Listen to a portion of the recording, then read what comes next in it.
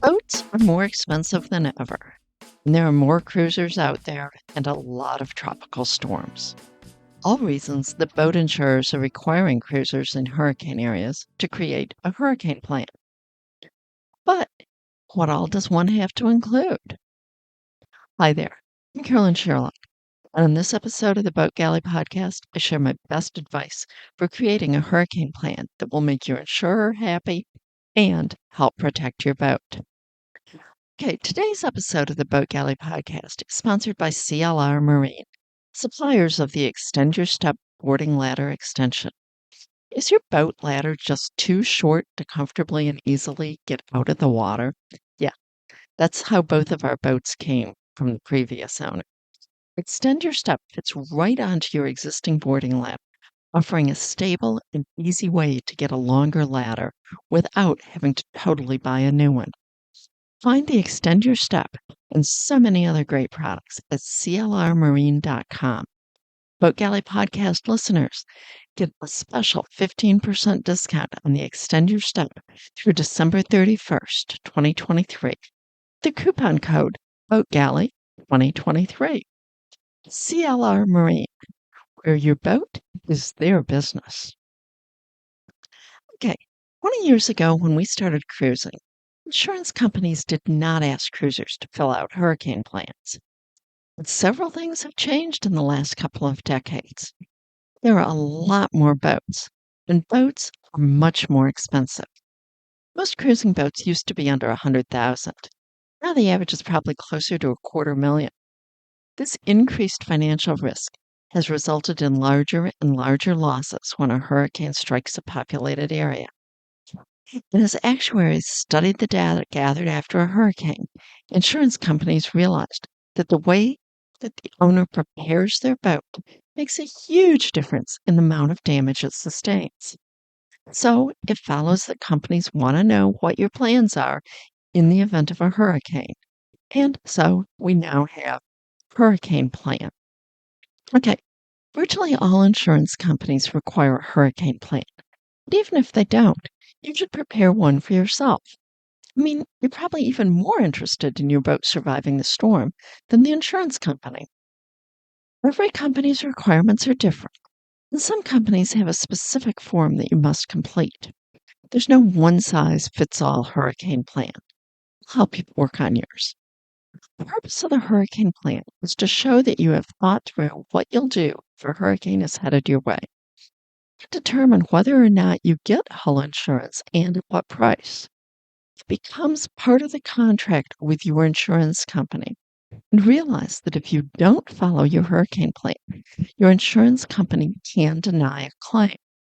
If you deviate from your plan, you should call your insurance company and get permission.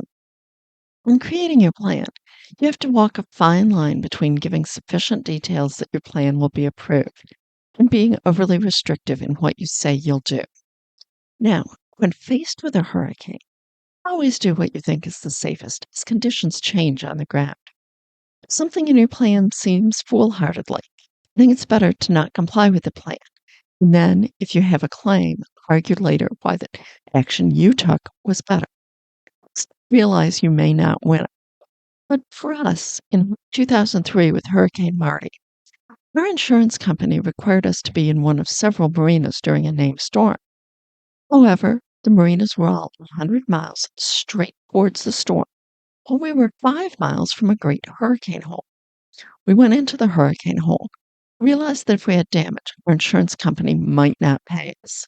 But we ended up having no damage, while many boats in the marina that they wanted us at were totaled. Okay, so enough of my stories. You need to create a hurricane plan. What all should you include? I'm going to suggest the following. First is information about the boat, like your make and model, the water depth, the air draft, displacement, and your ground tackle and docking gear. That's really key. Look about what gear you have. Secondly, what location? If your boat is based in one location, give details about it, like the address, the type of docks, any challenging to entering or exiting. Include a map as possible. Now, if you're going to be out and cruising, we have gotten a hurricane plan approved that way by listing where we're going to be and the various hurricane holes in that area. Okay, next you want to talk about your experience. First, your experience in preparing boats for hurricanes. If you've ever had any direct hits, how far away did the eye pass? What damage did you have? Secondly, have you ever been in any 50 knot or higher squalls at anchor or at a dock or in a boatyard? If so, and you didn't have any damage, didn't drag, say so. And talk about any courses you have taken, like our comprehensive hurricane prep for boaters. Tell them that you're really serious about this. I also teach one at Cruisers U. If you've taken that one, that would be another one to mention. And then talk about how you're actually going to take care of the boat, your plan. How will you monitor the weather? If you're cruising and relying on internet, how are you going to have connectivity?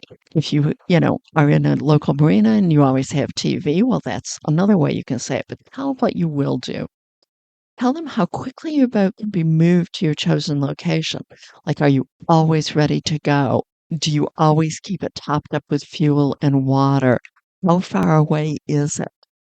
Then tell them where you're going to put the boat, how far away it is.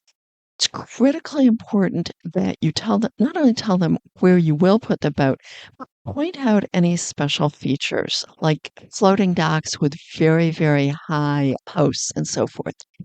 Then explain exactly what you're going to do to prepare the boat. Include your checklist if you have one. Absolutely. I think that you should have one. Makes it so much easier when a storm's bearing down on you. So be sure to include that. If the boat's going to be at a specific location, include some diagrams of structural components like docks, moorings, tie downs on land. Show exactly how your boat is going to be held in place.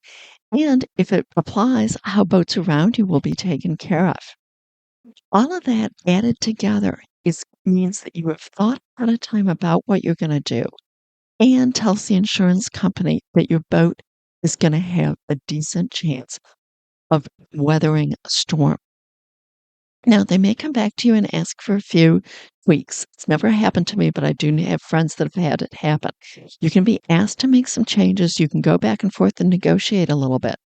Don't be surprised and don't take it as a total failure. It's not. Just keep going and you will get a hurricane plan approved. Okay. That's it for this episode of the Boat Galley podcast. I hope you found it useful. The way I very first began giving any seminars and talks was talking about hurricane prep. It's a topic that is very near and dear to my heart because we've taken 2 direct hits by some very damaging storms. And we did not have damage from either one of them with the way we prepared our boat. So I believe 120% that how you prepare your boat makes a huge difference in what happens to it. Okay, thanks for listening. Boat Galley podcast. We do our best here to make your boat life better. Please find us, please. If you want to give us a review wherever you find your favorite podcasts, of course, be sure to subscribe. Tell your friends about it, whatever you can do. Thanks so much. Until next week.